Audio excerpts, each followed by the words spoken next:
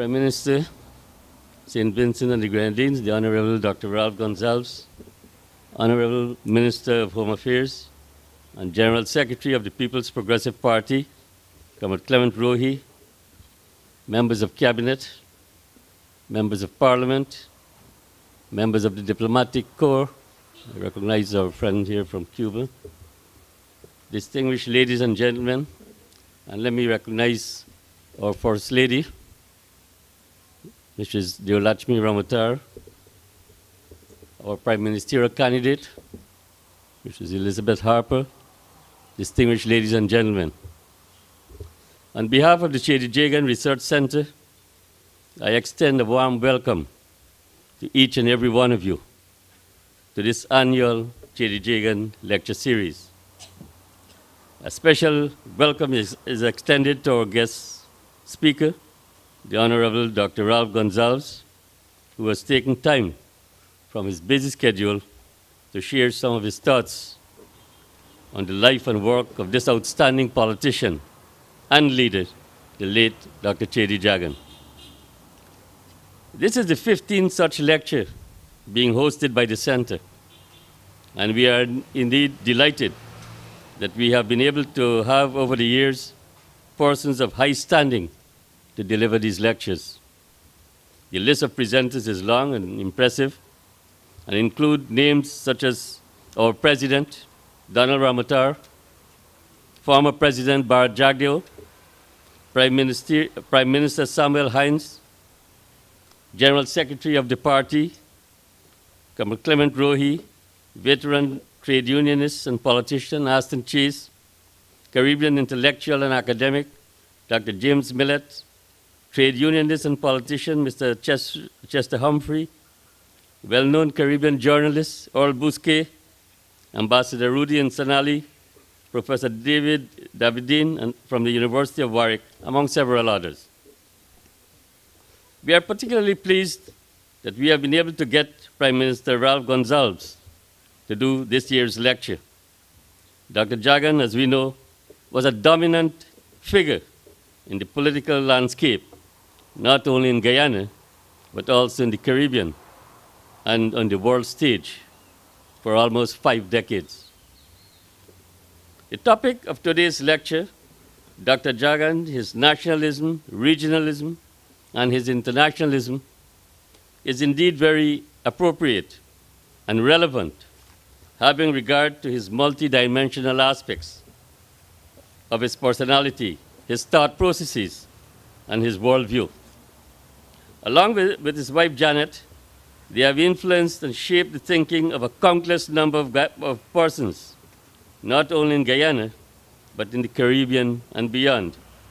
And together, they have given over 100 years of sterling and dedicated service to the cause of a free and independent Guyana and for the cause of the working people, which I think is a record for the Caribbean. Dr. Jagan was indeed a man of the people, a visionary, an intellectual heavyweight, a true champion of the poor and the oppressed. The lecture this evening brings to an end an entire month of activities organized by the Cheddi Jagan Commemoration Committee, which is dedicated to the life and work of these two outstanding personalities. As we all know, Dr. Jagan was born in the month of March 22nd, and he also died in the month of March 6th. As fate would have it, his wife, Janet, also died in the month of March 28th. This is why the month of March is of such great significance to the PPP and to the nation as a whole. Both of them served in the highest political office in the land, that of Executive President. I take great pleasure in inviting our General Secretary, Comrade Clement Rohi, to make some remarks, and I'm sure he will want to add also on some more on our guest speaker, Comrade Clement Rohi.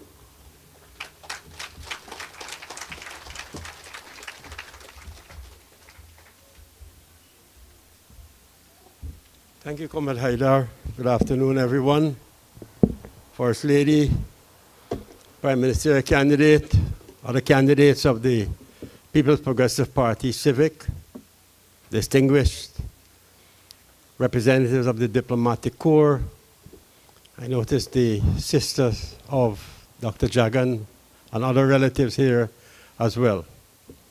I'd like to welcome you on behalf of the People's Progressive Party, which works very closely with this institution. We have in our presence here what I would describe as what we would call Comrade Ralph. Now, this is not a Comrade Ralph from conversation3.com. This is the Comrade Ralph from the islands of St. Vincent and the Grenadines. And he has been a long-standing friend of Dr. Jagan and the People's Progressive Party. He has visited this country very often and has been a guest of the PPP on several occasions while he was in the opposition. And we're happy that we have him as our guest now that he is also the Prime Minister of Trinidad and Tobago. I almost mentioned Guyana. Kamala would love that. The topic that Comrade Ralph has chosen, I think, is a very relevant one. And the fact that he is going to relate that topic to the life and work of Comrade Cheddi Jagan is also very relevant and topical because, as we all know, at this point in time during the campaign, Dr. Jagan's name had been mentioned quite often for good reasons and for bad reasons. And it's not unusual because he's a father figure for this country. And it's not unusual that some would try to toss his name around like a political football, while others would seek to uphold and fight and defend the principles for which he stood up to his dying day. Comrade Ralph, like Comrade Cheddi, spent quite a number of years in the political wilderness. After being in the opposition from 1964 to 1992, and Comrade Ralph for a significant amount of time as well, the fact that both Dr. Jagan, after having spent years in the political wilderness, returned to office in 92, and then Ralph returned to office, well, became the Prime Minister of St. Vincent and the Grenadines subsequently, is of significant importance to those of us who are following political developments in our region. Now, I would like, without any further specifications, to invite Comrade Ralph to the microphone, because today is his day to speak about a man who we cherish and we love so much. And not only we in the People's Progressive Party, but thousands upon thousands of people across the length and breadth of Guyana. So, Comrade Ralph, please, thank you.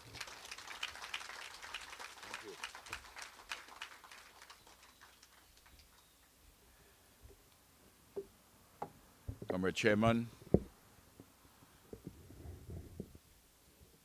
Comrade Rohi, Mrs. Ramuta, my dear friend, the Prime Ministerial candidate, Mrs. Harper, Your Excellencies, members of the Diplomatic Corps, ladies and gentlemen, comrades and friends.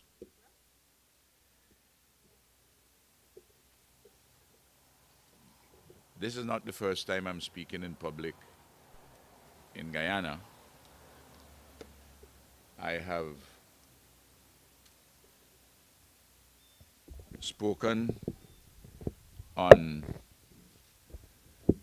several occasions when Cheddi was alive, and I've spoken subsequently. I remember speaking at public meetings with Cheddi, not during an election time. I remember he and Boise of GAU,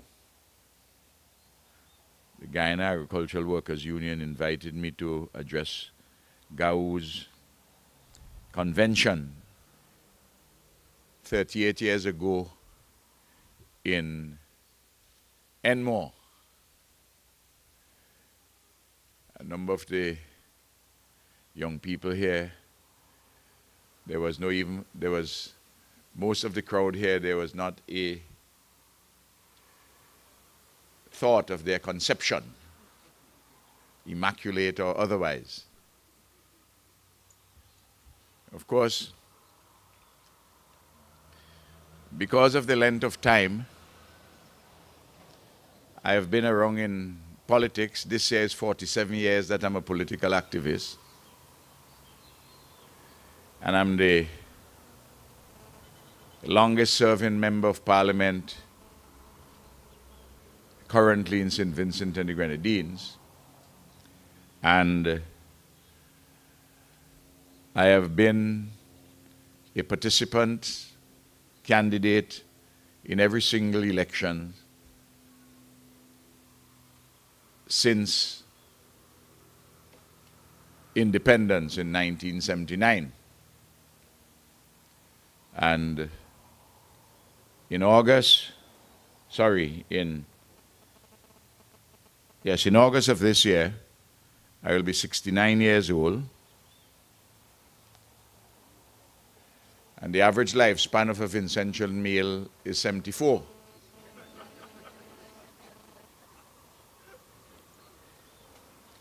If the good Lord chooses to deliver unto me just the average, I'll be thankful that I have 5 more years and I would be very grateful for the years he has given unto me. And if I just make the average, I intend therefore to be Prime Minister up until the end of 2020, because the elections are sometime between now and March next year. Whenever the good Lord responds to my prayerful consideration as to when it should be called, it would mean that he would have done me a tremendous favor, that to have those whom I have struggled with to give me the state funeral and crown me with red roses. At least certain hypocrites will not have that opportunity. But that if it's all goes to plan. But those who may wish to see me depart only for the average, I remind everyone that my mother is 95 years of age.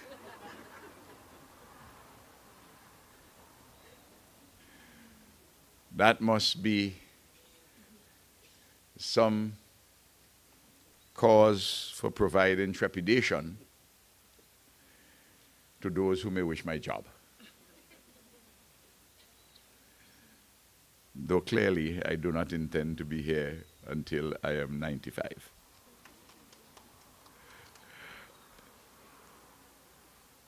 At the outset, I want to issue a disclaimer. I'm not here to support any political party in the impending general elections. Indeed, even if I were inclined to offer such support, it would be entirely futile, since I have no influence whatsoever on the electorate of Guyana.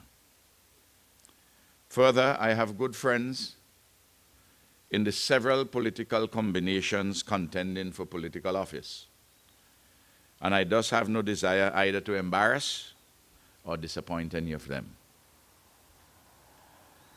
I'm here this evening to make a small contribution to the ongoing conversation about the ideas, the philosophy of Cheddi Jagan,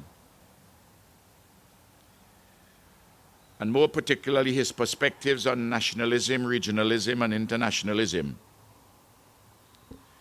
Cheddi being, of course, one of Guyana's iconic political leaders, who was also one of my dear friends and comrades and one of my mentors.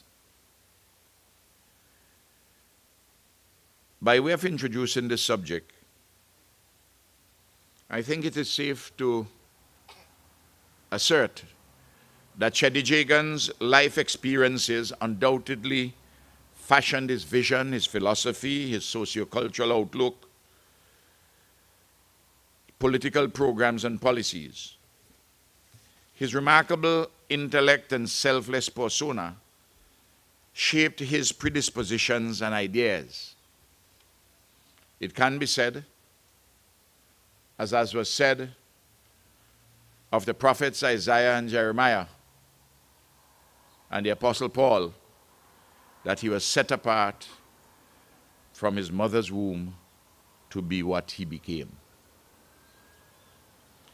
Cheddi Jagan, child of indentured servants from India, was born in rural colonial British Guyana, as we have heard, on March the 22nd, 1918, a few months after the Bolsheviks stormed to power in the Soviet Union, and just a few months before the winding down of the tumultuous First World War.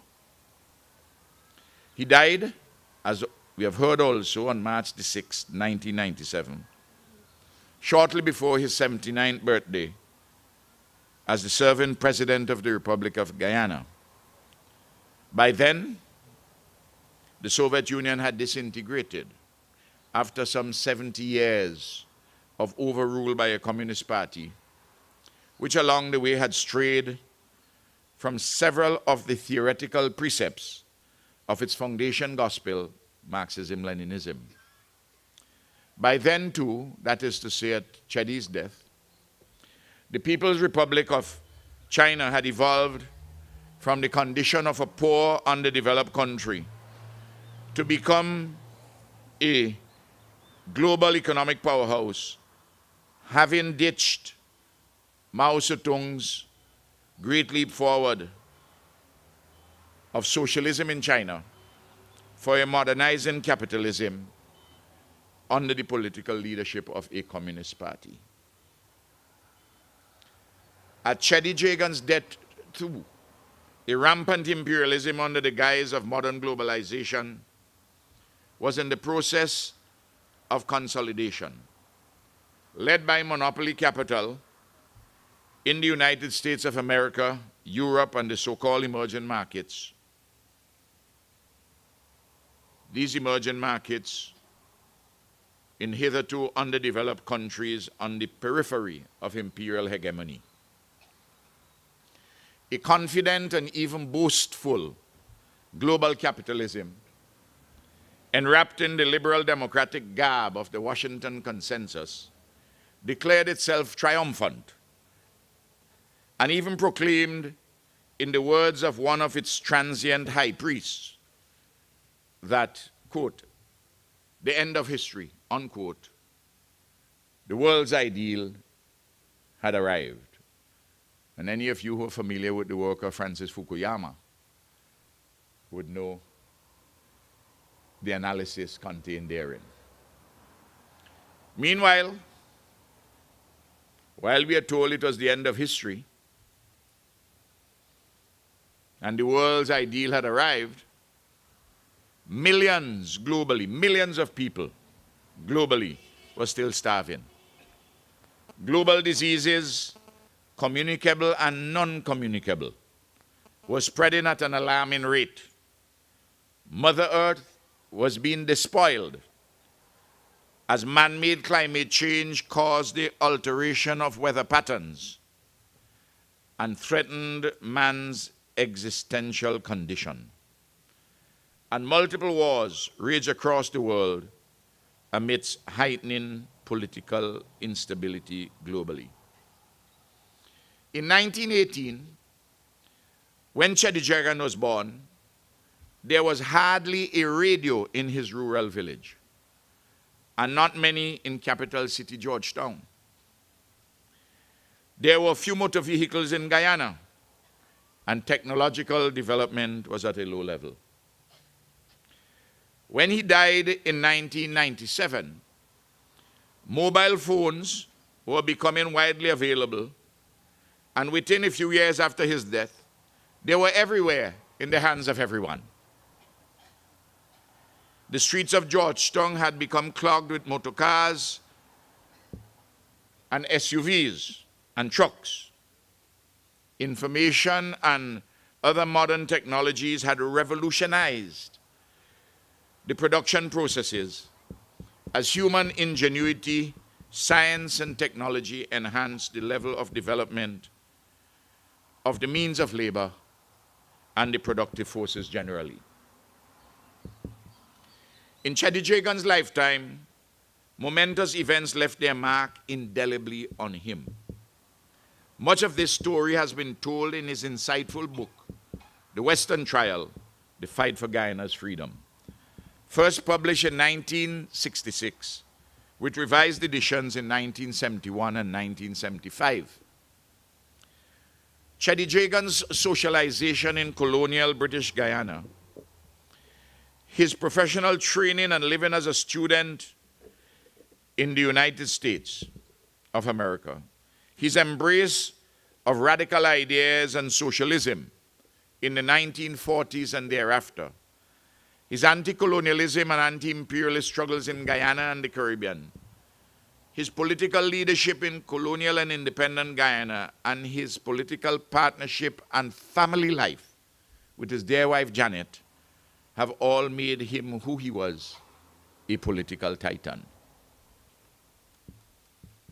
Cheddi Jagan, throughout his remarkable 79 years on earth, would have been an eyewitness and eyewitness to defining or epoch-making events globally in the Caribbean and Guyana. This 20th century political icon would have been touched by the consequences of the First World War. The rise and fall of the Soviet Union, the emergence and defeat in Europe of Nazism and fascism, the spread of national liberation movements globally, particularly in Africa and Asia, including Vietnam, the Cuban Revolution of 1959 and its full flowering thereafter, the Grenada Revolution of 1979 and its 1983 collapse, the anti-imperialist struggles in Latin America, Africa, and Asia, the struggles against racism in the USA and elsewhere, apartheid in South Africa, and Zionism, the processes leading to greater empowerment of women, the struggles globally for equality, justice, freedom, and democracy, the founding of the United Nations, and the building of linkages of solidarity between and among socialist countries and non-aligned states. All of these things he would have seen, he would have either as an eyewitness or an eyewitness he has heard. In the Caribbean, Cheddi Jagan would have been a witness to and a participant in the fight against colonialism and for independence, political democracy, and socialism. The controversies and debates surrounding the federal experiment and regional integration, and the building of a political force in Guyana grounded in the working people, small farmers, and the progressive elements of the national bourgeoisie and petty bourgeoisie, including patriotic professionals and entrepreneurs.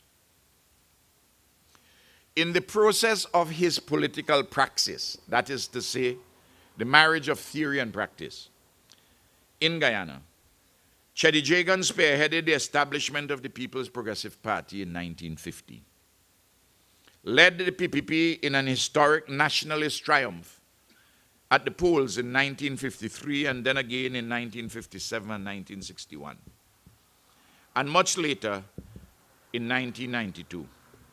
Sadly, in 1955, the nationalist movement, with the PPP as its vanguard, was split in that year, a division which manifested itself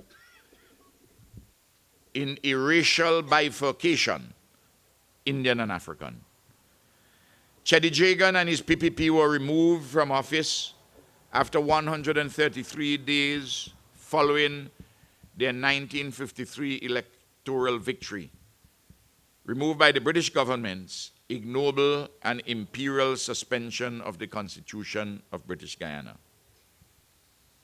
Consequent upon the PPP's victory at the polls in 1961, American imperialism and British colonialism engineered Jagan's and the PPP's ejection from government through nefarious schemes and machinations on the streets and at the polls in 1964. That is by way of an introduction. I have to turn necessarily, before I address certain specific issues, to his philosophy. So, because his perspectives, his political philosophy, his perspectives on nationalism, regionalism, internationalism, were always anchored in his overall Marxist philosophy. From comparative philosophical inquiry and analysis of the real condition of life and living, Jagan concluded that dialectical materialism applied to history offered the most comprehensive and persuasive explanation of the emergence, sustenance, and evolution or alteration of the various social formations historically. Within those social formations, Jagan accepted broadly that the socio-political conduct was and is determined ultimately by the material order, though other factors may preponderate in such determinations at various historical moments. Social changes, he insisted, were effected, and if you are alive, he would say, are effected, through groups of persons known as classes, which are defined by their place or role in the social organization of labor, their commonality of material interests, and their consciousness of that commonality and the requirement for collective action. Jagan had to be held to be historically accurate. The Marxist formulation that classes are the motor force of history by way of their collective actions, which are sparked by the contradictions of material life and living and their ongoing resolution in a dialectical manner. Jagan, like all Marxists, begins his analysis from basic concepts which are elaborated into an overarching theory of explanation. And those who haven't given a sufficient weight to the depth and breadth of Cheddi Jagan's philosophical cast of mind and its connection with the real world have not studied him closely, either his writings or his speeches in the National Assembly, and I must say, parenthetically, that I read with great interest the 7 volumes of his speeches in the National Assembly, which Dr. Luncheon has edited.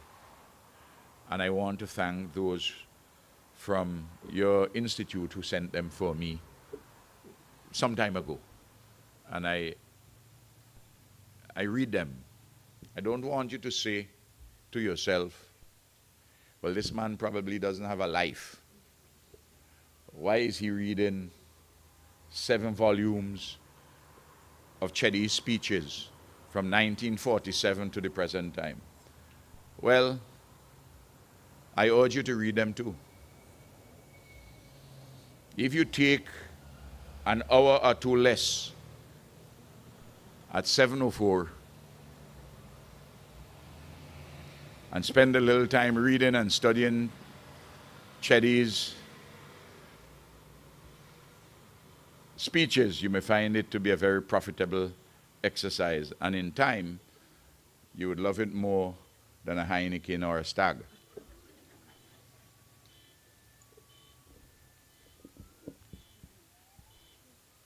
So he begins his analysis with basic concepts, like all Marxists, in a scientific manner, and elaborates a theory of explanation. At the basic level, and you would see these ideas in his writings, in his speeches. You will hear him talk about dialectics, dialectical materialism, historical materialism, classes, productive forces. You'd hear him talking about modes of production. You'd hear him talk about social formations. These are not slogans, you know. These are rich concepts which assisted him in analyzing his society, that of the Caribbean, and the world, and to make prescriptions for his society based on his ideas of democracy and freedom and independence, and to defend the marginalized and to uplift the poor and the working people and the nation as a whole. People have to have a relationship in the production process, and that's relations of production. So the productive forces and the relationships which are established in the productive process between real flesh and blood people, both of those things together constitute the mode of production. That is the fundamental of the material order. It means, therefore, that classes which derive from the relations of production are part of the material order. It's part of the mode of production. The relationships which are established in the productive process between, for instance, capitalist and worker.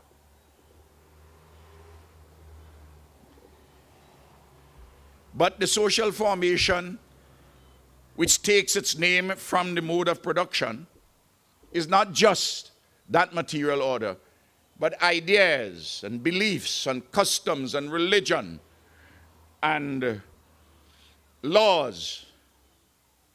All of those things which constitute part of the superstructure and with the mode of production are the social formation.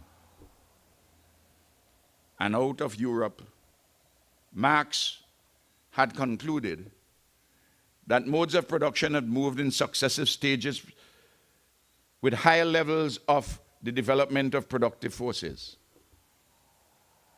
And the changes occur when the development of the productive forces outstrip the nature and character of the relations of production, and then changes happen.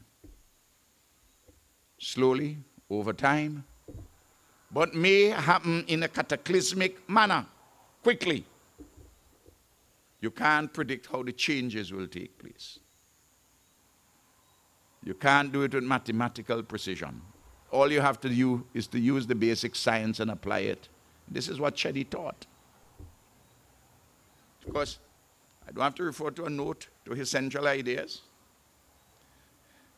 because he was consistent on all of these things.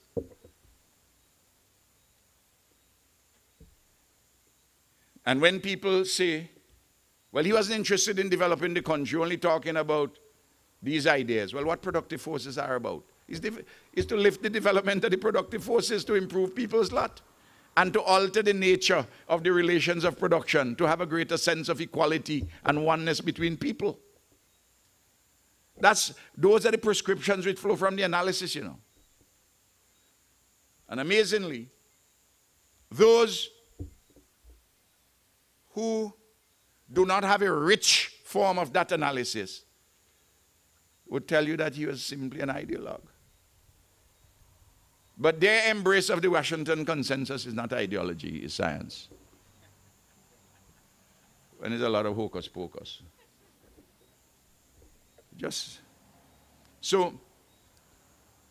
And Marx has said that from primitive communism, slavery emerged, feudalism, capitalism, mercantile capitalism, and then industrial capitalism. And he predicted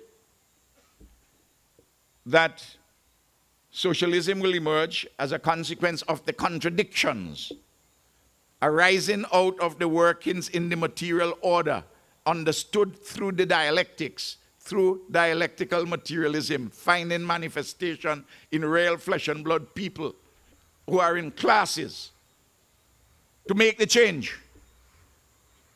That's what he's taught, you know.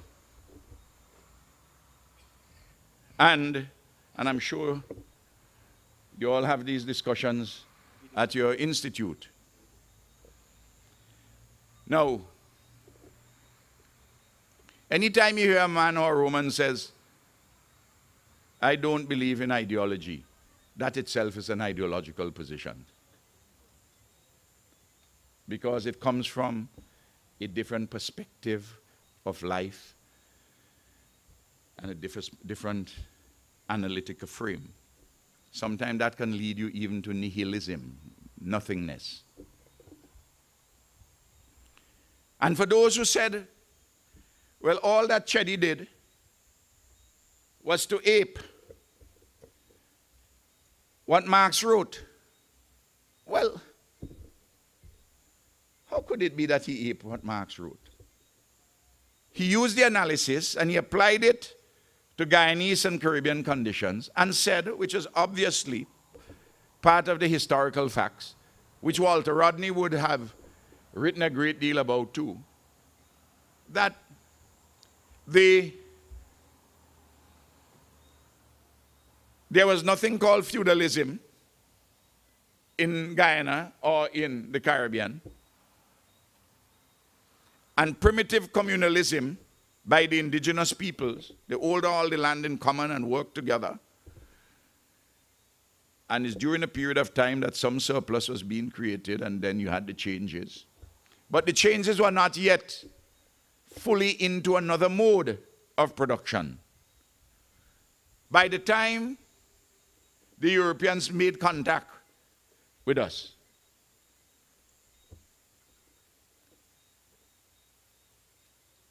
in Europe, feudalism had already broken down and capitalism had come into being. And Jagan and Rodney and all the Caribbean Marxists correctly analyzed that capitalism imposed in the Caribbean internally a slave mode of production. But the exchange relations between what was called the hinterland, the colony, and the metropolitan country were relations, those exchange relations, not internal relations of production. The internal relations of production was between master and slave. But the external relations were of a mercantile capitalist nature, because capitalism had imposed slavery. And of course, the colonial state became a critical instrument which had to be understood as how the state has functioned subsequently in the region. The analysis today is not about the state, but I have to signify the importance of the state as a colonial imposition. The state in the Caribbean did not arise, as Engels, Marx's collaborator, had said, in The Origin of the State, Private Property and the Family, that the state didn't arise as a consequence of contradictions in the society, a natural outgrowth. It was an imposition by European capital, imposing a colonial governance arrangements based on a slave mode of production, but with an external relation between colonial hinterland and capitalist metropole. And of course, by the time slavery came into the picture, the enslavement of African bodies, the race question came into being. Because white Anglo-Saxons were enslaving black Africans. And then subsequently, of course, you had Portuguese indentured laborers, Chinese indentured laborers, Indian indentured laborers, adding other ethnic racial dimensions to this mix.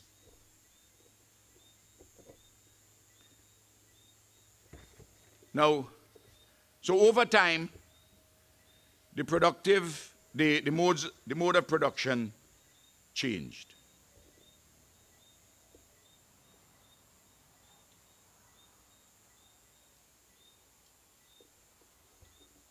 Cheddi, therefore, contrary to what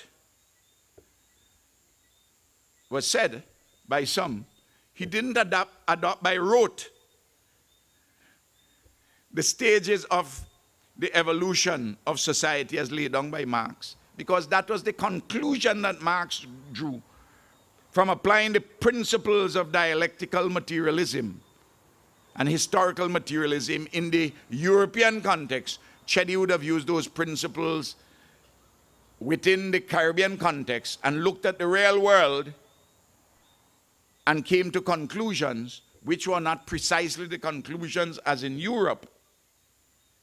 And that is why his program could not have been one as Marx outlined in the Communist Manifesto of 1848, because there were different objective conditions. I don't know if you're with me. I don't know if you're with me. If I'm making myself clear. Of course, I have to ask this question, because if you notice the evangelists these days when they're on TV and they're talking and the congregation, their eyes glaze over and so on, they ask if you're with me, and you think and you say amen. But of course, I don't expect you to say amen. You know, but I have to pose the same question, and I have to learn from the evangelists.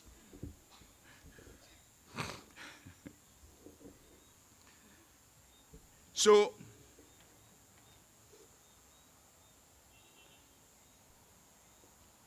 and the issue of the state, again, Cheddi saw it differently. State was an imposition. It didn't arise out of the natural conditions of the working of the material order. It came with colonialism from a capitalist mode of production externally. And let me say this parenthetically. The state, therefore, was invested as a force standing over society and hovering over it. And that is why even today, there are so many people in the Caribbean are suspicious of the state, because it was not a natural outgrowth. So that's one thing. The second thing, because of its imposition and a governor type leadership in the state, this gubernatorial centralized power was infused in the successor post-colonial state. And to some extent, we have not yet rid ourselves of this, which is still part and parcel of the reason for ongoing conversations in the region about constitutional reform to rearrange the distribution of power relations between the various sets of institutions and people within the society. But that's a debate for another time. But I want to flag it because it's important in considering Cheddi's view when we come to the issue of nationalism. Now, as I said, after the abolition of slavery in 1838 in Guyana, and the subsequent importation of Portuguese, Indian, and Chinese indentured laborers, bolstered and complicated the race class matrices. And of course, we know that the legacy of all this still haunts Guyana and its political development. Doesn't mean that because it haunts Guyana, it is not in the process of resolution. Because you have a situation once upon a time where the different racial or cultural sections each had its own relatively distinct pattern of socio-cultural integration. They coexisted, but they never really did anything other than coexist. And they coexisted by and large in the service of plantation. And different religious, social norms arose out of this separateness.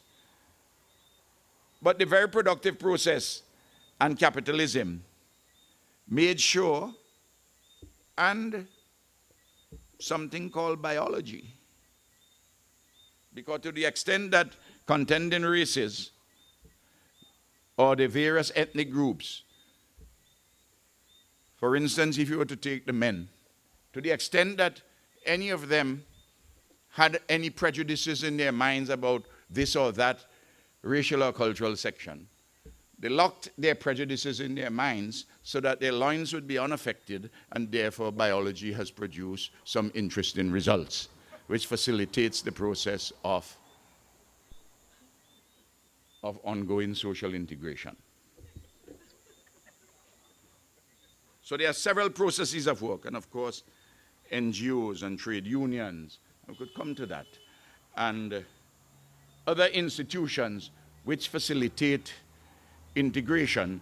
So you move from a culturally plural situation of the racial ethnic groups, the cultural sections based on ethnicity, move from where they're having their own relatively distinct pattern of sociocultural integration to where there's an integration process, if not quite leading to homogeneity, certainly to heterogeneity, but based on a core set of ideas and values which hold the society together without violence.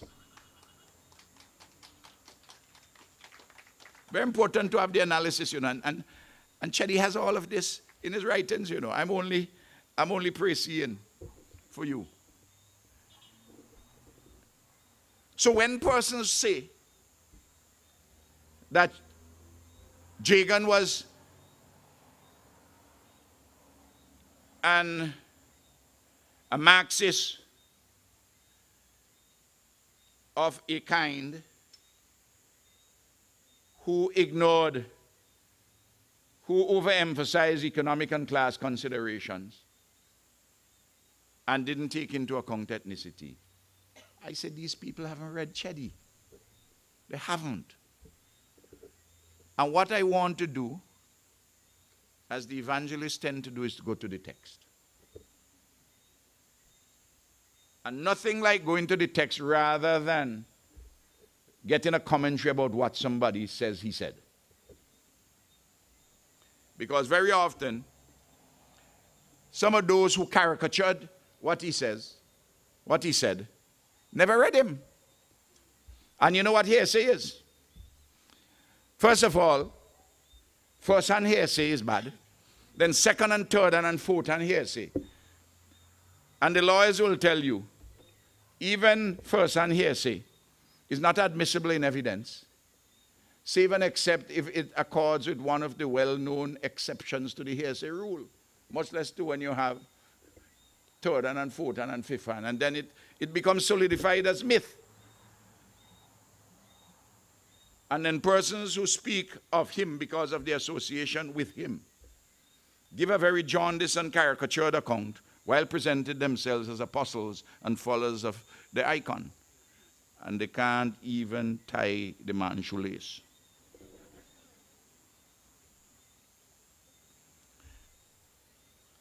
So, I want to turn, therefore, to a chapter in Western Trial headed Race, Class, Color, and Religion. And these are themes which infuse his work on an ongoing basis, but he separated them for a special discussion. And I want to say this before I quote, that Cheddi Jagan was a finished, civilized personality, absolutely devoid of race or color prejudice. Indeed, he was anti-racist to the core and called for racial and working people's unity and national unity, and I will come to that shortly. But this is what he had to say on the question of race, class, and color in the Western Trial. And permit me, it's a longish quotation, but sometimes in the case of Cheddi and complex issues can't be answered simply by, for God so loved the world that he gave his only begotten Son, that whosoever believeth in him shall not perish but have everlasting life. That's an easy one, John 3:16. But not everything is possible to be submitted so succinctly. So bear with me. This is what he said, quote, "Race has never been a serious problem. Indians and Africans for many years have played, worked, and lived together amicably. Whatever differences existed were mainly economic and vocational. During the course of our history, there occurred a racial division of labor." Notice how he's grounding it. He's not saying the issue does not exist, but he's grounding it in an economic analysis, but not ignoring the influence of race or ethnicity. But he's tracing the economic origins of it. He said this early division of labor, occupationally and geographically, according to race, tended to prevent integration and to arouse racial hostility. He's not ignoring it, you know. Undercutting of wages of emancipated Africans by cheap Indian immigrant workers was the source of early conflict. So was the division of plantation labor into field and factory. The mixed races were the best treated and the best paid, and constituted the bulk of the emerging middle class. Whatever hostility existed, however, was generally contained except on a few occasions when economic conditions badly deteriorated. He further explained this. In the early period, there were no real conflict between Africans and Indians. The latter, the Indians, despised and downtrodden, concentrated on survival. Up to the mid-1920s, they had a common enemy, the white planters. At that stage, the Indian sugar workers accepted the African militant trade union leader Herbert N. Critchlow as their Black Crosby. The class struggle then tended to take on a racial appearance of black against white, and African and Indian against European. It is only when the Indians began to climb out of their logie environment and to compete at the middle class level for jobs and positions of prestige that conflict began, clearly indicating the economic basis of racism. He's not saying that it doesn't exist, just the basis of it. And how you need to alter that economic base while at the same time deal with the idea itself of racism. Jagan placed the breaking of African-Indian political unity squarely at the feet of the colonial authorities, which elaborated a series of political machinations in concert with a section of the local capitalist class and elements within the African and Indian petty bourgeoisie, including some professionals, who feared the class alignment of the working people, drawn from the Indian and African ethnic or social groupings, which alignment between these two sets of groups of working people delivered policies grounded in anti-colonialism, independence, freedom, and socialism. There are critics, as I have said, of Cheddi Jagan who erroneously caricature his Marxist ideas as being insufficiently cognizant of race and ethnicity as determinants of socio-political behavior.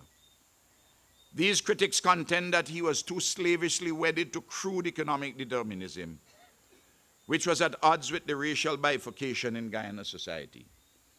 I have not seen any persuasive evidence provided by the critics of Cheddi Jagan on this score. Indeed, the analysis which he offers on race, class, ethnicity, and religion demonstrates his profound understanding of these phenomena and their location within Guyana's political economy. Cheddi Jagan's dialectical analysis of these phenomena falls within the frame offered by Friedrich Engels in his famous letter to Joseph Bloch, BLOCH, in September 1890. Indeed, Jagan had drawn this very letter to my attention, in which Engels expounds on the dialectical interplay between the economic base and the superstructure in the following terms. And I want to read what was said here in this letter by Engels in 1890 about the same interplay between base and superstructure, the real economic, the real material order, and ideas, beliefs, customs, religion, institutions, law, and the like. This is what Engels said. According to the materialist conception of history, the ultimately determining element in history is the production and reproduction of real life. Notice, the ultimately determining element in history is the production and reproduction of real life. Hence, if somebody twists this into saying that the economic element is the only determining one, he transforms that proposition into a meaningless, abstract, senseless phrase. The economic situation is the basis, but various elements of the superstructure, including political forms of the class struggle and its results, for example, constitutions established by the victorious class after a successful battle, juridical forms, and even the reflexes of all these actual struggles in the brains of the participants, political juristic, philosophical theories, religious views, and their further development into systems of dogma. All of these also exercise their influence upon the course of historical struggles, and in many cases preponderate in determining their form. So even though you may see a form of struggle taking the form of an ethnic rivalry, fundamentally, it stems from economic considerations. This is not to say that the ethnic factor does not assume an independence of its own and may, in certain circumstances, preponderate in determining behavior. But you have to understand, you can't just take it on the surface. You have to go underneath it. The difference between two doctors, one who tell you, oh man, you cough blood, why you just don't take some antibiotics without doing anything further? And somebody who diagnose and check out your inside and do all the various tests and say, listen, the antibiotic ain't going to do you anything. You have a ruptured something inside of you. What we need to do is to go in and do a little surgery and tie it up and so on and so forth. So there's the superficial, which can make people feel happy or suit their own purposes. But is the analysis correct?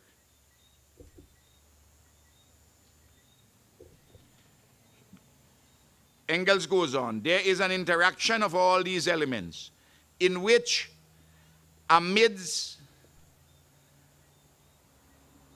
all the endless host of accidents, the economic movement finally asserts itself as necessary. Otherwise, the application of the theory of any period of history would be easier than the solution of a simple equation of the first degree, unquote. So it can be said that Jagan applied the dialectical materialist conception of history to the conditions of Guyana, taking into account all the complexities therein. His analysis was not simplistic or mechanistic. It was many-sided, dialectical, and materialist, in full realization of the profound interactions between the economic base and the superstructure.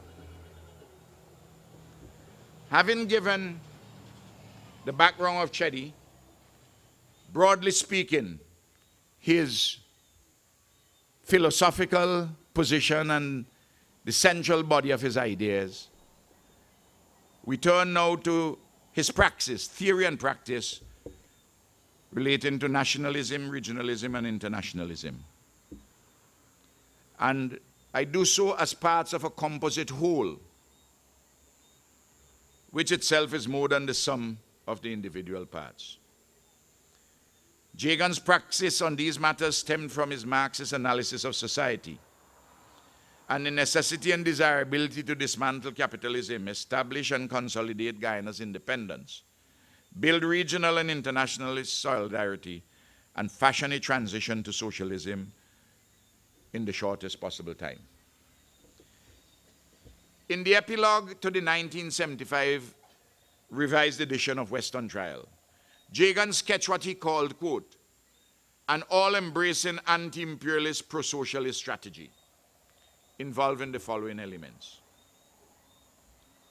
nationalization of the economy, particularly the large enterprises, full democracy and workers' participation and control, genuine diplomatic, economic, and cultural relations with the socialist world, training of administrative, diplomatic, technical, and professional personnel in socialist states, imbuing the people with the revolutionary scientific socialist ideology, and involving them meaningfully in the process of socio-economic reconstruction, planned proportional development of the economy with emphasis on industry and agriculture, land reform, strict system of foreign exchange control, effective rent and price controls, continuing and strengthening of the class struggle, settlement of the border issues so that they cannot be used for launching attacks against Guyana, ending corruption, nepotism, and favoritism, fighting and taking strict measures against all forms of racial discrimination, providing special opportunities to all depressed groups, particularly the Amerindians, for development. This was not a communist program. This was what you'd have called a non-capitalist path to development. But clearly, the economic dimensions of this strategy, particularly the nationalization and external economic relations, depended substantially on the existence of a thriving world socialist system headed by the Soviet Union. But by 1992, when Cheddi and the PPP were re-elected to office, after being in opposition for 28 years, the Soviet Union had collapsed along with the world socialist system. Correspondingly, a triumphalist capitalism and the political hegemony of the USA meant an altered and more accommodating reformist posture by the PPP in government. So when somebody takes something out of a context and tell you that somebody said this, they don't consider this context and circumstances. And because when he went into office, he didn't do precisely what he said in 1975, because some of the objective conditions in the world had changed. And it would be foolish to continue holding a particular position and certain objective conditions change. I remember the conversation between John Maynard Keynes, famous world economist, and someone who had spoken to him about, he had changed his position on something, altered it. And he simply answered to the gentleman. He said, when facts change, I change my mind. What do you do, sir? Now, is if you don't change your mind when the facts change, that somebody can accuse you of being an ideologue out of touch in the real world. The only thing which remains constant is the gospel of the Lord, and even Pope Francis is trying to change it.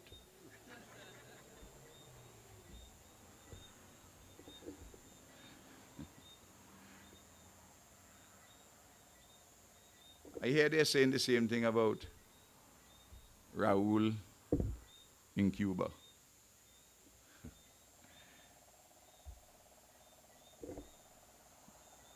If the world, if the circumstances change.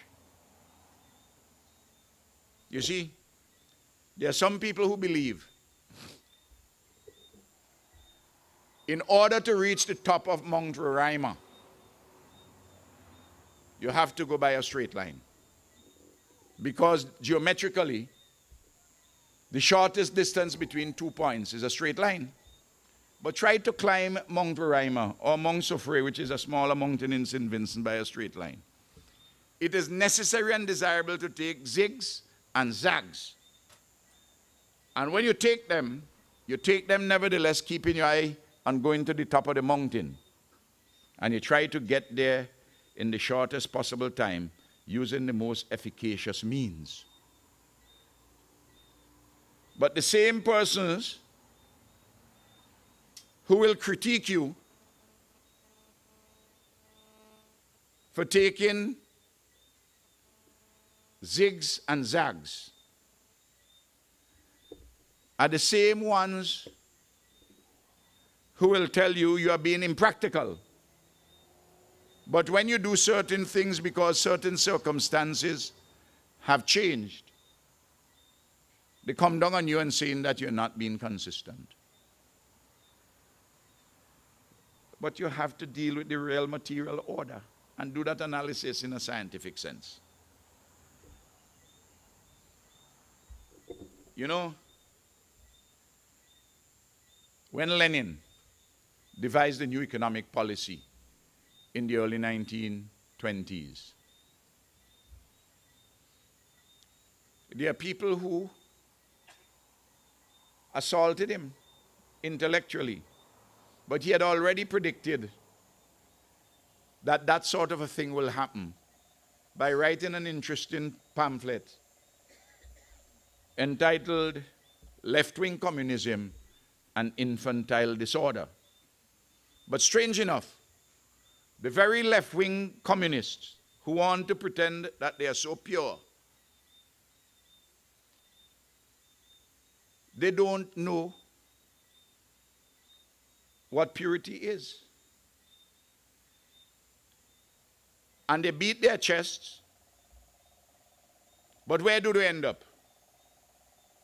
They end up not with the bona fide scientific persons who are seeking to get still to the goal of equality, freedom, national democracy. They end up with people to the right. Invariably, this infantile disorder leads persons to embrace those who are most accommodating to imperialism and who are fundamentally anti-socialist. That is the history of struggle. I've seen it in my lifetime.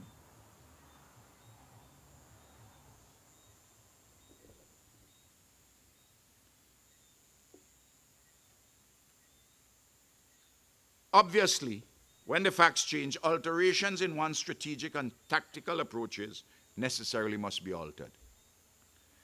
At the same time, Jagan never abandoned his quest to build a socialist economy and society.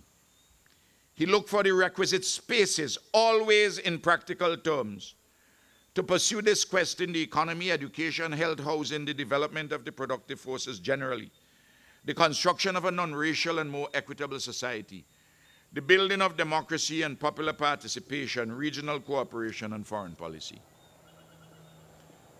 From the very beginning of his parliamentary career in 1947, and particularly since the founding of the PPP in 1950, Jagan had on the top of his political agenda anti-colonialism and independence, anti-imperialism, the building of a class-conscious working population within the framework of national unity, and the pursuance of a non-capitalist path to development. His objective was to build a genuinely national, independent, democratic, non-racial, socialist-oriented society. He never thought that in his lifetime he'd be able to build even a fully socialist, much less to a communist society. He wanted to lay the material base and put in all the institutional framework and raise the level of consciousness and find the spaces in order for those who come after him to build it. The respected political scientist Gordon Lewis, a Welshman who studied the politics in the Caribbean, in a book called The Growth of the Modern West Indies, published in 1968, commented astutely on the early years of the nationalist struggle in British Guyana as follows. It's very interesting, and I want to quote it. It's a little lengthy. This is what Professor Lewis said. The truth is undoubtedly that 1953 can only be understood in the light of the environmental factors, internal and external, at work at the time. The internal factor was the special character of the PPP. The real offense of Dr. Jagan, apparently, was that simply he meant what he said when, with his colleagues, he declared open war upon the colonial economic political alliance that dominated the territory. His was, almost for the first time, the raised voice of the rural, disinherited, traditionally forgotten by a class of Georgetown politicians, who, as the Waddington Commission of 1951 pointed out, possessed no roots in their constituencies and professed, when elected, little active care for the interests of their constituents.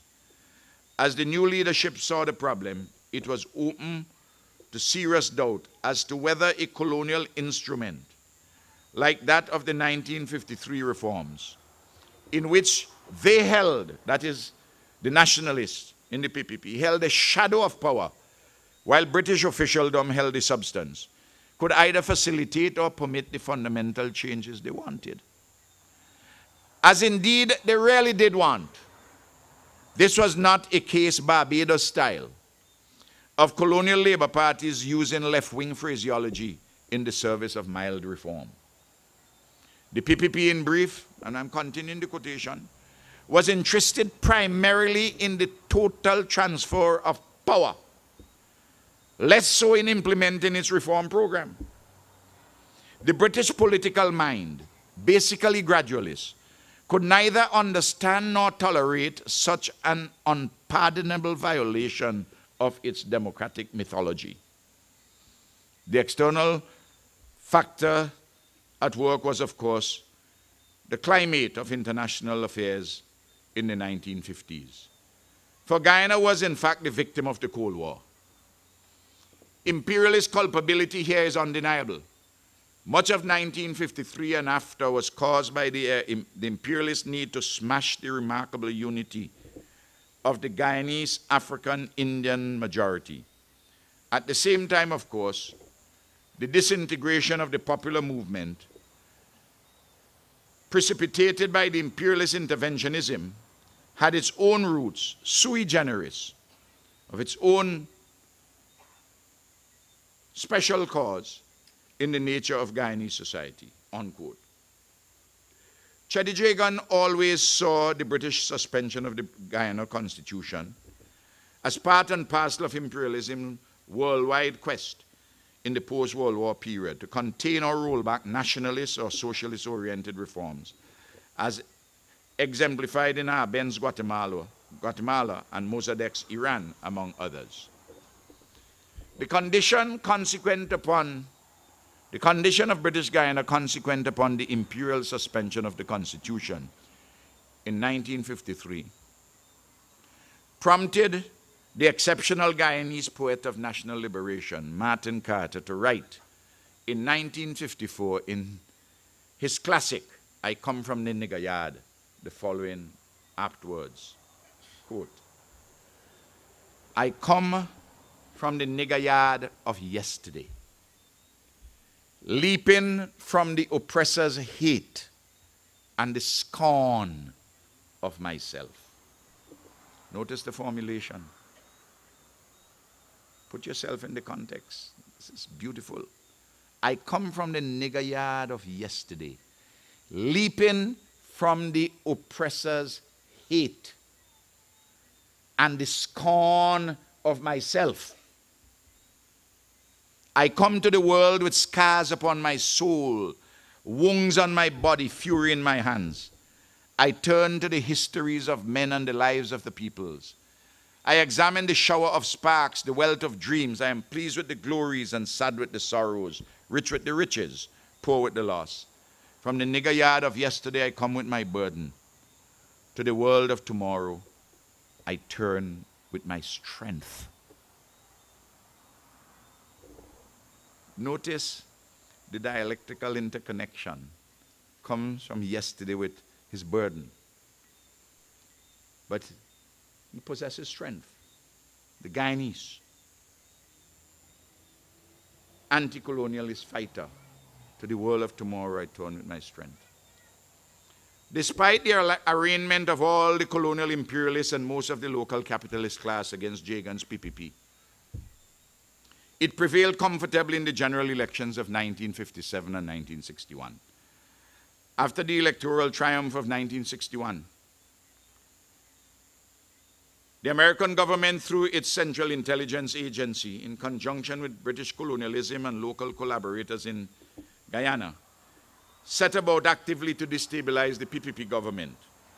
Their political plots and schemes, including the imposition by the British of proportional representation in the electoral system, conspired to ensure the PPP's defeat at the polls in 1964.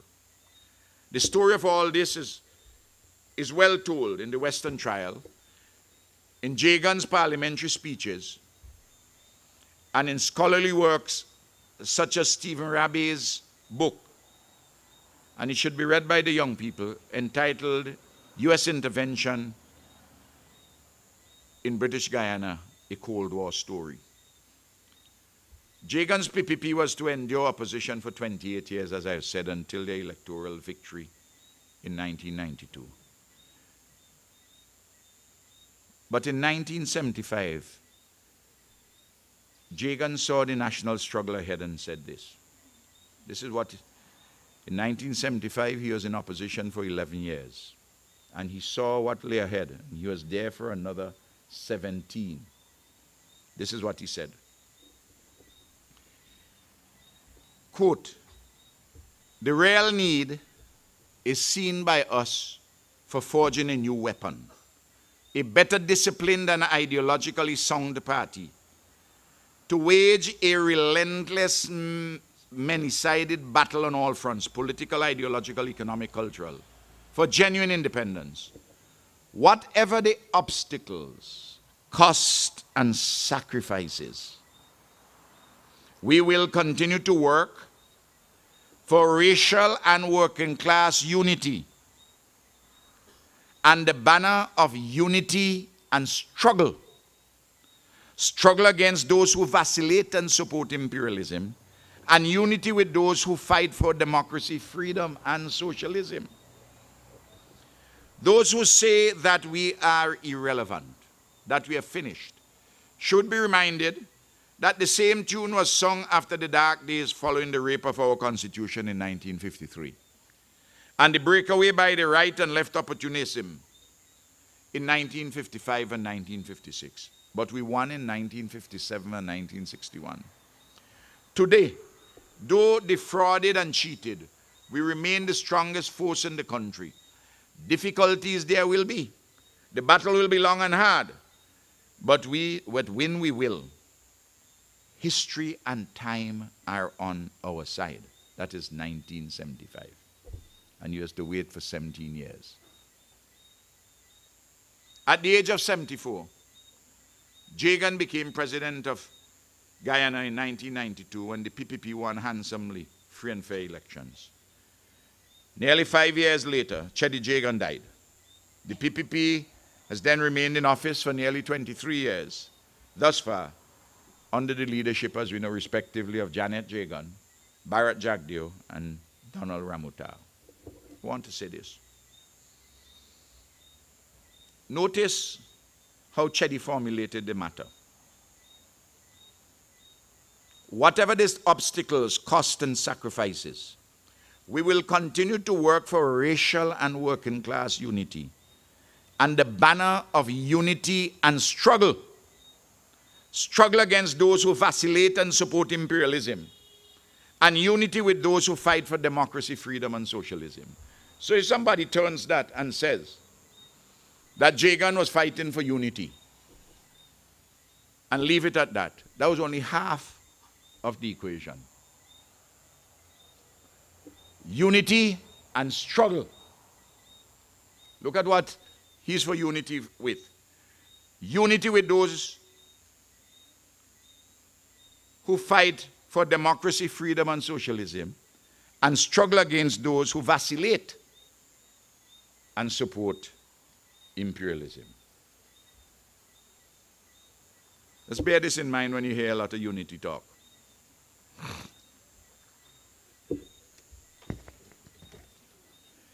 In Jagan's quest to advance Guyanese nationalism, its development, a spirit of national community and independence, he sought to fashion racial and working class unity in the PPP as the vanguard party of the nationalist struggles. Strictly speaking, however, the PPP was not a Leninist party akin to the Bolsheviks, later this Communist Party of the Soviet Union.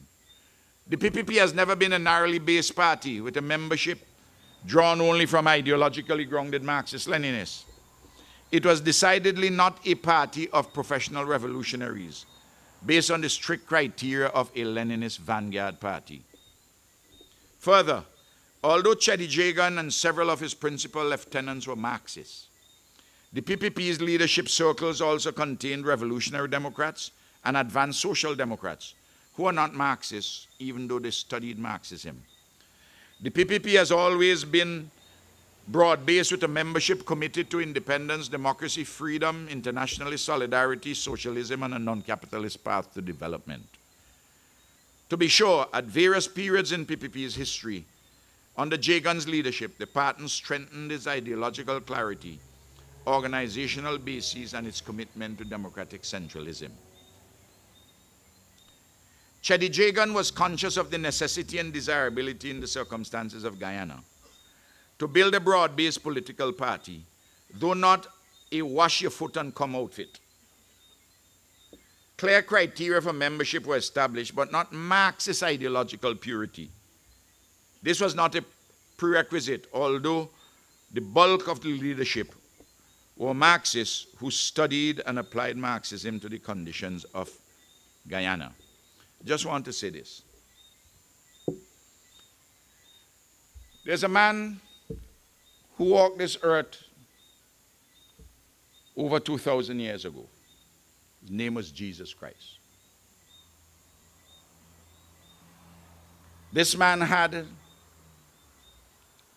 fantastic perspicacity. He was omniscient, all wise and all-knowing.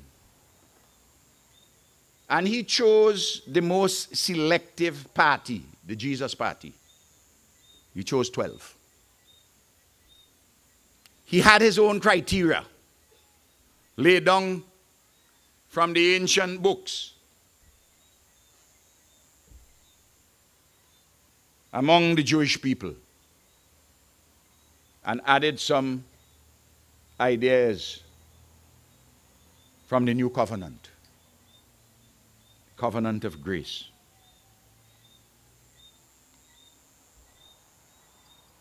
So when some leave, remember this, that of the 12, he selected 12, not thousands, 12. This is the Jesus party. This is the vanguard of the Jesus party. 1/12 went by the wayside, 1/12, Judas. So even in a highly selective party like Jesus party, some will go and others will come. As indeed, when the lots were drawn and there was a replacement disciple. Indeed, one of the other 11 who was very close to him, by the time the cock crew, he had a weakness and he denied Christ thrice, as predicted. Later on, he came back properly into the Jesus party fold and became the first pope, according to the Catholic history. Some people don't accept that. So even a strict party like Jesus party, and understand this, Cheddi knew this, and he expected it. But you can't prevent everything. Yes. And remember this. Remember this. He always said that those whom you have must be properly mobilized. Because on Palm Sunday, the Sunday before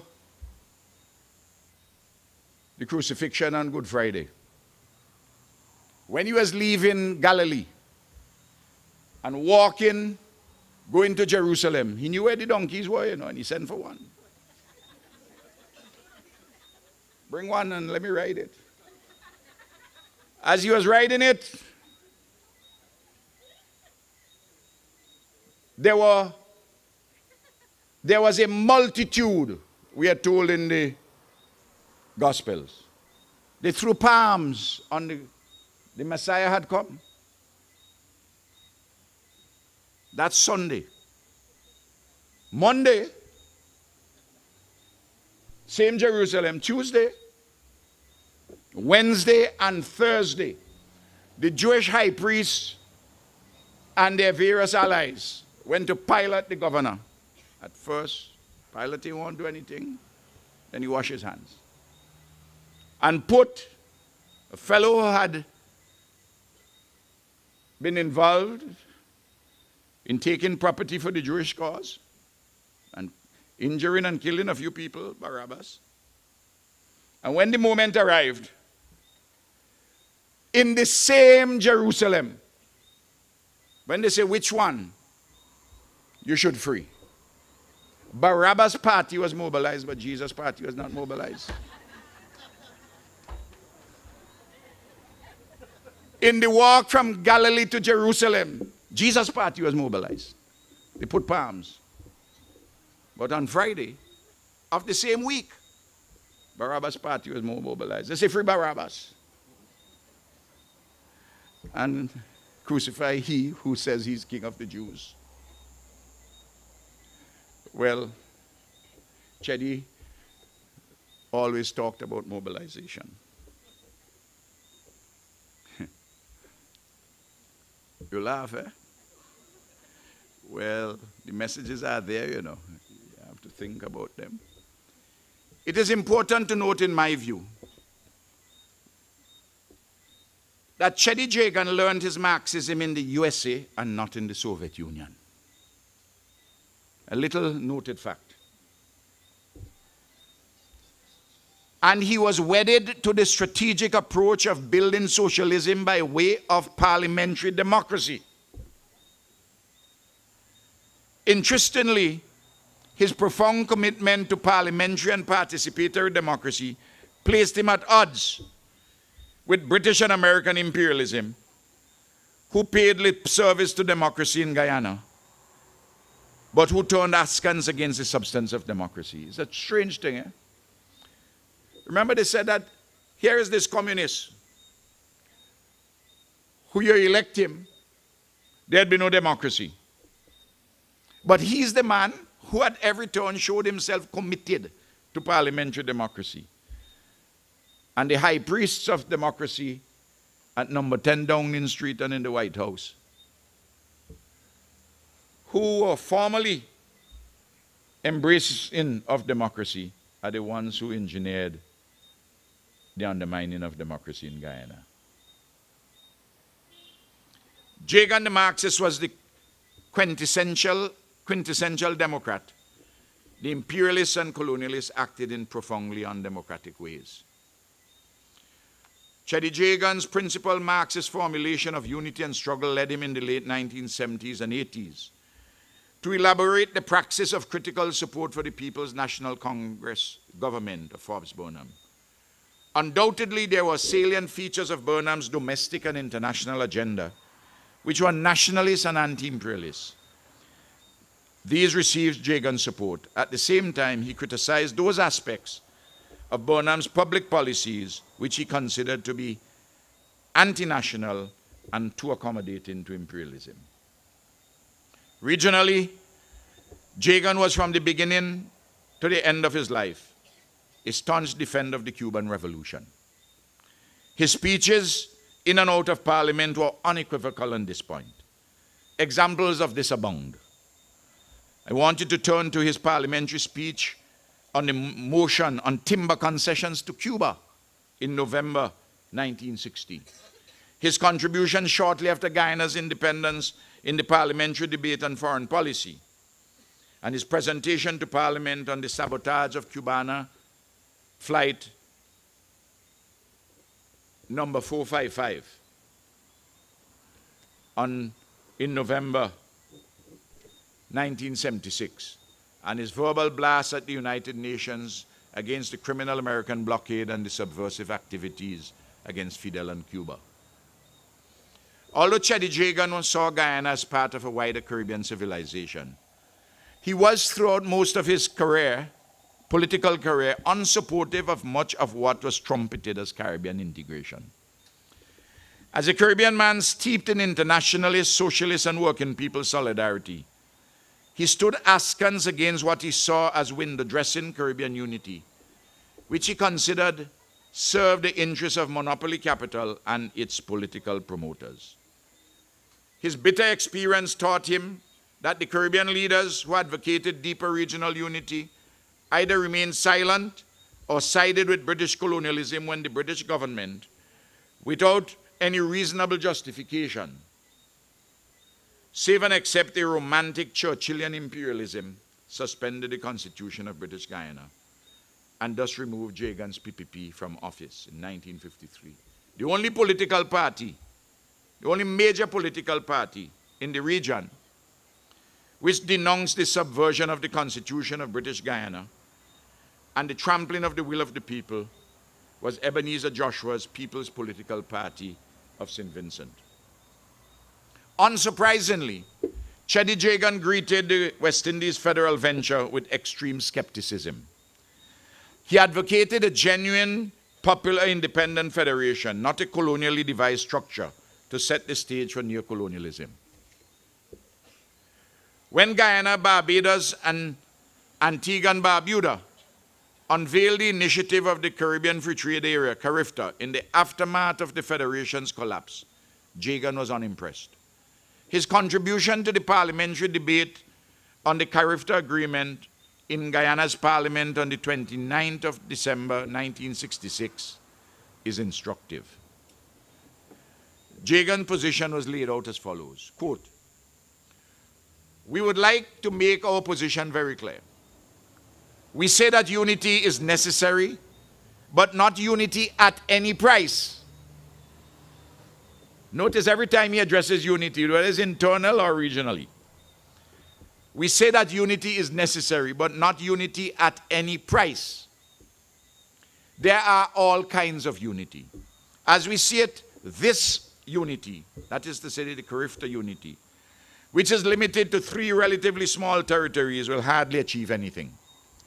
And the unity which is proposed is unity at the trade level, more or less in a vacuum, without interfering with the socio-economic structure of these countries.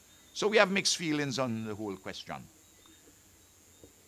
He continued, "We do not want to continue to be the importers of manufactured goods and the exporters of raw materials, foods and minerals. The way to change this is to begin to set up industries, either government-owned or, according to the philosophy of this government, private-owned. In any case, tariff walls should be put up to give protection to those local industries. We here are not narrow nationalists, and we do not believe that we must try to solve our problems at the expense of other people. We believe that our nationalism must be tied up with the nationalism of others. But while we seek unity with other Caribbean countries, we are not prepared to allow our territory to succumb to an inferior status or to see our people relegated to a lower standard of living." He further said, "I repeat, we believe in unity, but unity under a set of circumstances which can lead to economic growth and to development, not unity which will allow the foreign capitalists to have a commanding position in the economy of the country, and which would allow them to strangle small native enterprises and community enterprises. Our dilemma in this question is real. We want unity, but we want unity of a special type," unquote. Accordingly, Jagan neither supported nor opposed the motion on CARIFTA. He abstained. When the PPP returned to office in 1992 with Jagan as president, Guyana was already one of the major pillars in the establishment and functioning of the Caribbean Community, CARICOM, within the terms of the Treaty of Chaguaramas of 1973. Work was already well underway for a deepening of regional integration consequent upon the Grand Anse Declaration of 1989. Within 4 years after Jagan's death, the revised Treaty of Chaguaramas was signed in July 2001, with the PPP government as a main driver in the quest of deeper economic integration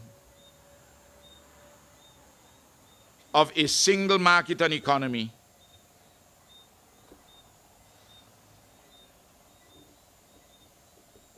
a more comprehensive package of functional cooperation, and a better regional coordination of foreign policy. Across the region, Cheddi actively engaged anti-imperialist, nationalist, and socialist-oriented political parties and organizations. He personally encouraged young political activists and intellectuals to study Marxism, and he participated in leading many study sessions.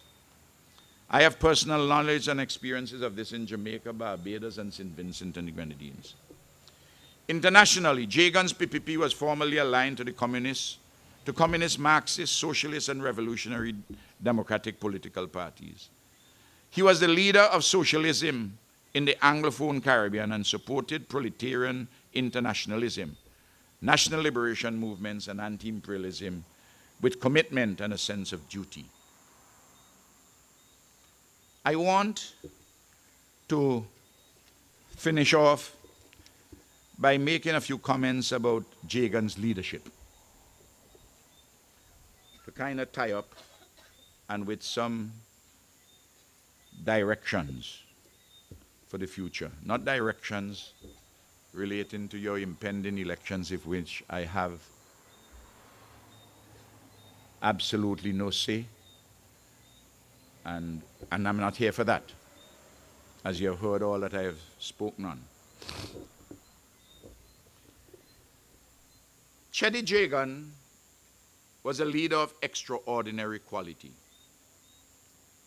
His intellect, his honesty and decency, his humility and calm, his personal charisma, his commitment to the poor and the working people, his promotion of national independence and socialist democracy, and his quintessential humanity constituted a brightness which sparkled and illuminated. It was never a brightness which blinds. His contribution to Guyana and our Caribbean was immense and towering. I just want to say this. There are a lot of people in this Caribbean who want to convince you about how bright they are. Just always remember this.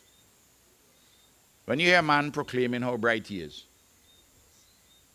how learned he is, how much he knows, all-knowing, an answer for everything, just remember this, that there's a brightness which blinds and a brightness which illuminates. A lot of accidents happen on the road if you have on your bright beams and the other set of fellas have on their bright beams. You all can't see one another and you have a collision. There's a lot of brightness on the road, but it's blinding both of you. So be aware of men and women who simply extol their brightness. Look for that which illuminates. In assessing Jagan's leadership, I consider it apt to quote at some length Karl Marx's brilliant work entitled The 18 Brumaire of Louis Napoleon, published in 1890. This is what Marx said, quote, "Men make their own history, but they do not make it just as they please. They do not make it under circumstances chosen by themselves, but under circumstances directly encountered, given, and transmitted from the past." That is true of Cheddi, as it is true of Burnham, of Fidel, of Raoul, of Hugo, and Nicholas. I read it over. Men make their own history, but they do not make it just as they please. They do not make it under circumstances chosen by themselves, but under circumstances directly encountered, given, and transmitted from the past. The tradition of all the dead generations weighs like a nightmare on the brain of the living. And just when they seem engaged in revolutionizing themselves and things, in creating something that has never yet existed, precisely in such periods of revolutionary crisis, they anxiously conjure up the spirits of the past to their service and borrow from them names, battle cries, and costumes in order to present the new scene of world history in this time, unquote. Leadership is always a complex business, yet in its essence, straightforward, though constrained by all the circumstances in which the leader acts. Jagan's essence as a leader was not merely to instill, but to draw out of those whom he led a goodness and nobility which oftentimes those whom he led did not know that they possessed. Let's reflect on it. Instilling is fairly easy, you know. But is to assess people whom you're leading and draw out of them, not to instill, not to put in, to draw out of them that which is good and noble in them. And oftentimes to draw out goodness and nobility, which they whom you are leading do not as yet know that they possessed. And that is what Cheddi did. And that is what great leaders do. If you can manage that, you're in the top ranks of leadership. A lot of people could instill, but not draw out what the people as yet do not know that they possess. He had the capacity almost instinctively to assess the people's strengths and weaknesses, possibilities and limitations. His leadership task was centered on enhancing the strengths and possibilities and reducing as far as practicable the weaknesses and limitations, even to transform these weaknesses and limitations into strengths and possibilities. Fidel did that. I am very pleased that the PPP and the government of Guyana celebrate, commemorate, and reflect upon the life and work of Cheddi Jagan. And I'm happy to have been invited to come here.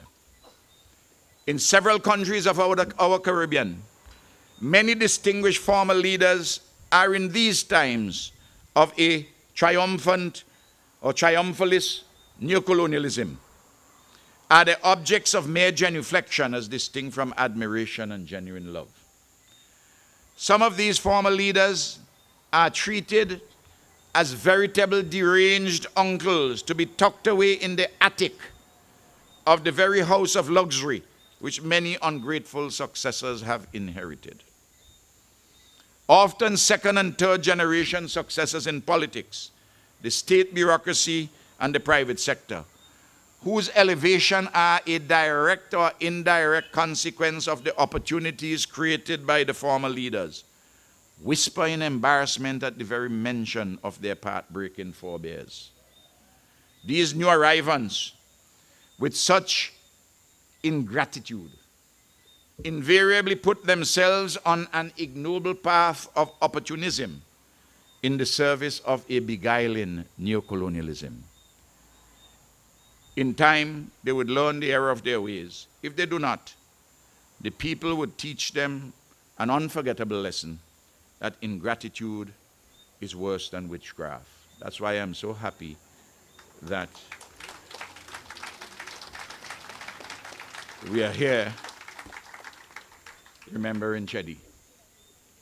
Cheddi Jagan's optimism of a better life for the people of Guyana and the Caribbean stem not from a sense of the possibilities of divinely prescribed redemption, but from the progressive upliftment of people ultimately through their day-to-day struggles of life and living, individually and collectively.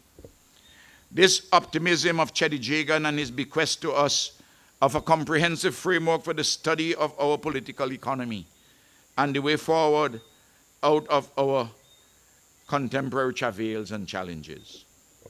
Sadly, a damning cynicism encouraged or engendered by imperialism and its globalizing chariots has drained even Marxists of redemptive possibilities in our societies. A sterile pragmatism pervades much of the higher echelons of government, opposition, and the universities across our region. Some are afraid even to utter mild formulations such as social democracy applied to our context. Don't talk about imperialism. They don't use that word. Neocolonialism. Seemingly, these persons accept the dominant global political economy as permanent and just when history instructs us as to its impermanence and its unfairness. So I end this evening with a lengthy quotation touching and concerning this very issue from a European intellectual transplanted to the USA, gentleman by the name of Tony Judt, J-U-D-T, in an essay published in October 2009 and entitled, "What is Living and What is Dead in Social Democracy?" Tony Judt offers the following for our reflection, quote, and you can adapt these words to our Caribbean.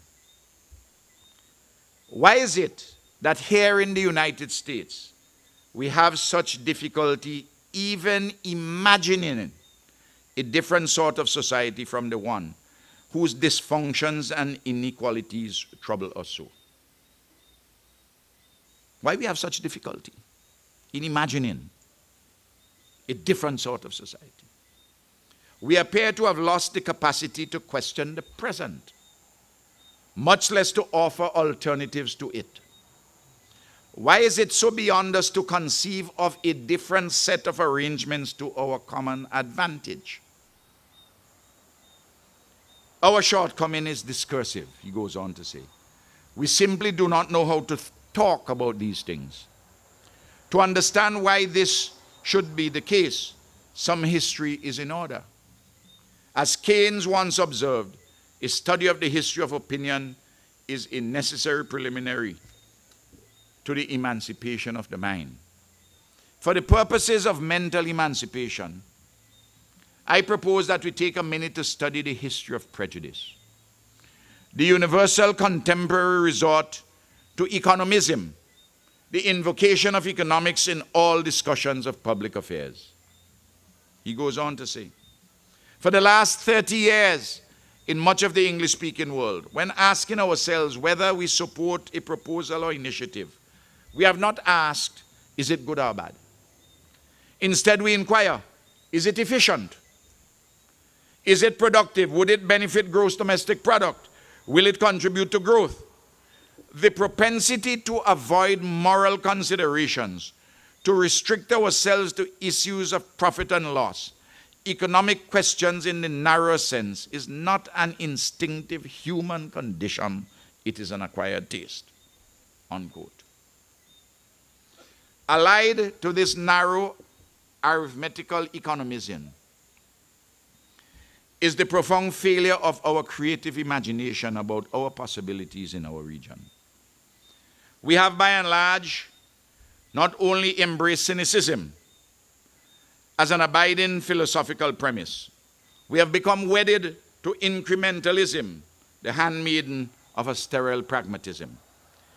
It is widely acknowledged, especially by the cynics themselves, incrementalists and sterile pragmatists, that the bottlenecks to our individual countries and our region's development constitute a virtual chasm, C-H-A-S-M. Yet these very people, gripped invariably by a debilitating learned helplessness, very educated people, propose crossing of that chasm in baby steps.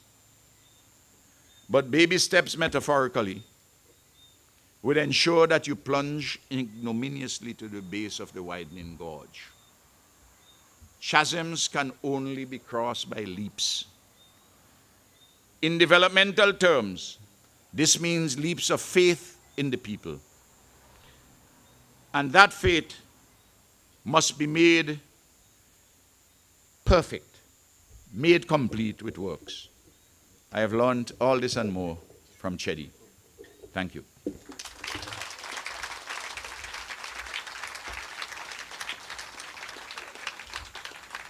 Thank you, Comrade Ralph Gonsalves, for that very, very profound analysis and the depth of your presentation. I think it's very, very good, and I will ask you to give him yet another round of applause.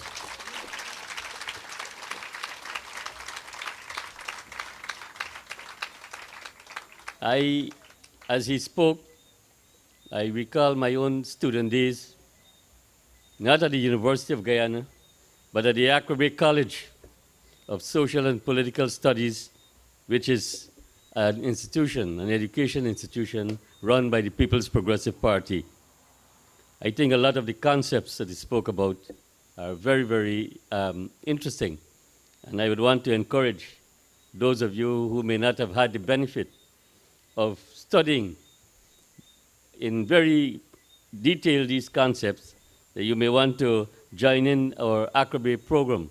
We have it at 2 levels, the basic and the advanced studies.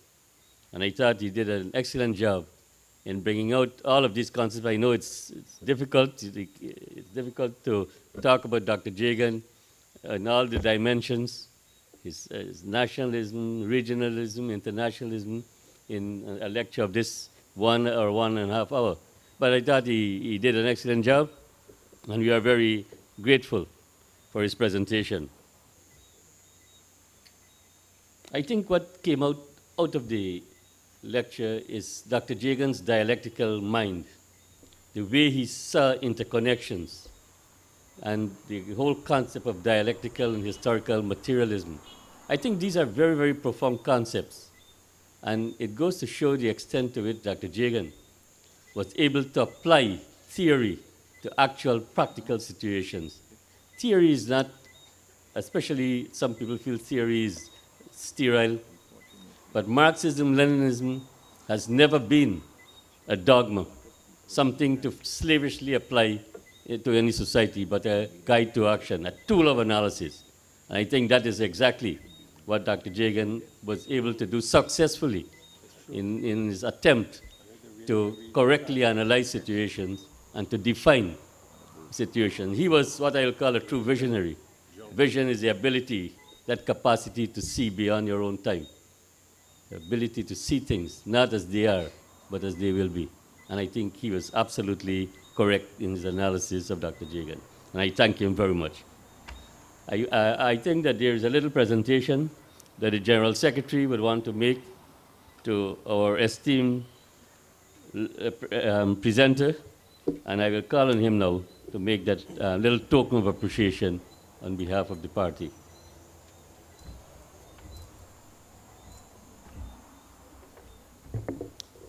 Ladies and gentlemen, comrades and friends, Very good. Thank you. this, I looked at the audience. I was keeping an eye on the audience as Comrade Ralph was speaking. And I'll tell you this, I was very impressed, not only with the lecture that was delivered, but I was very impressed with the rapt attention that every single one of you paid to what he had to say. And that tells me that what he said gave all of us, without exception, food for thought. We need more of this type of discussions and lectures in this country. The University of Guyana, which is supposed to be providing us with intellectual ferment, has failed miserably in doing so. And as Comrade Ralph passes through Guyana, what he will leave behind is a very memorable lecture. Not only a lecture, but a very memorable one. And a lecture that I believe will resonate in the minds and in the memories of many of us as we remember the founder leader of the People's Progressive Party, Dr. Cheddi Jagan. We need more of this in this country. I can tell you this, I've lived through all the years, and I've seen the degeneration of intellectual discourse in our country. Sad to say. Sad to say. And it's fortunate and unfortunate at the same time that a man like Comrade Ralph had to be invited to this country to do what he did this afternoon. I know there are lots of people in Guyana who could do just as probably he did.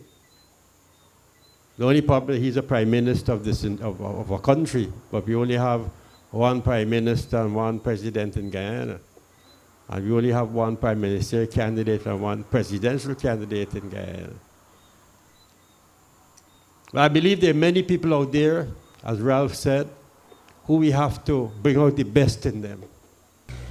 So ladies and gentlemen, comrades and friends, on behalf of the People's Progressive Party, I wish to present a small token of appreciation to Comrade Ralph Gonsalves on his occasion of his visit to our country, and also on the occasion of bringing down the curtains, although it is not the final curtain, like Frank Sinatra's My Way.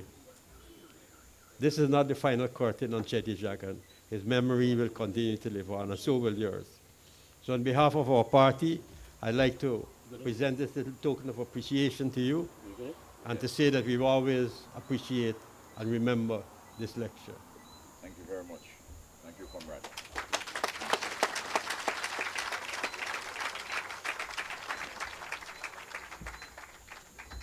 Well, comrades, this brings to an end our lecture, and I want to take this opportunity to thank all of you. The fact that you have come to this lecture in such large numbers is an indication of how much you yourself value Dr. Jagan and his contribution to the politics of this country and for his struggle for a better Guyana. I want to thank all of you for coming out. I must recognize also the relatives of Dr. Jagan, who is here, his sister.